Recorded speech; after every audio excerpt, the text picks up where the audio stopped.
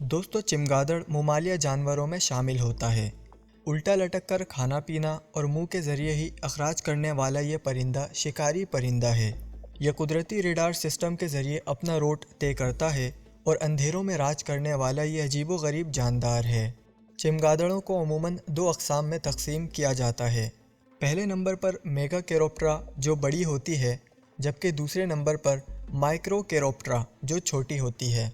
बाज़ इतनी बड़ी होती हैं कि परों का फैलाव 5 फीट तक हो सकता है और बाज़ इतनी छोटी कि ये सिर्फ 6 इंच होता है। चमगादड़ों की 3 अनवा खून पीती है। उनके कुल 1200 अनवा हैं। तमाम दूसरे ममालिया की तरह चमगादड़ के बच्चे माँ का दूध पीते हैं, लेकिन ये वाहिद ममालिया है जो उड़ सकता है। बाज़ गिलहरियाँ और उनसे मिलते जुलते ममालिया बड़ी छलांगें लगा सकते हैं जो उड़ान मालूम होती है, लेकिन उसे सही मानों में उड़ना नहीं कहा जा सकता। उड़ने को मुमकिन बनाने के लिए चमगादड़ें अपनी खुराक बहुत तेज़ी से हज़म करती हैं।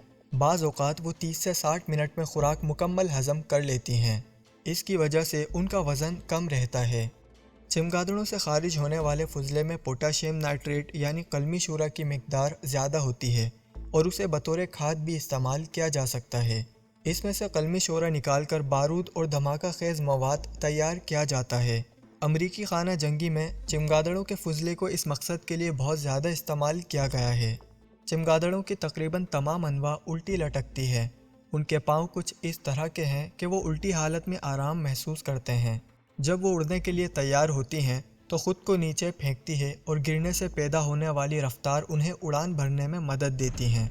आम परिंदों की टांगें चमगादड़ों के बरक्स लंबी और मजबूत होती हैं, इसलिए वो दौड़कर उड़ान भर सकते हैं। ताहम चमगादड़ों की 6 अनवा ऐसी हैं जो उल्टा नहीं लटकती। आम तासुर के बरखिलाफ चमगादड़ों की सिर्फ छोटी अनवा सूती लहरों से मकाम और रुख का तयन करती हैं, क्योंकि वो देख नहीं सकती, जबकि बड़ी चमगादड़ों की नज़र इंसानों से भी बेहतर होती है।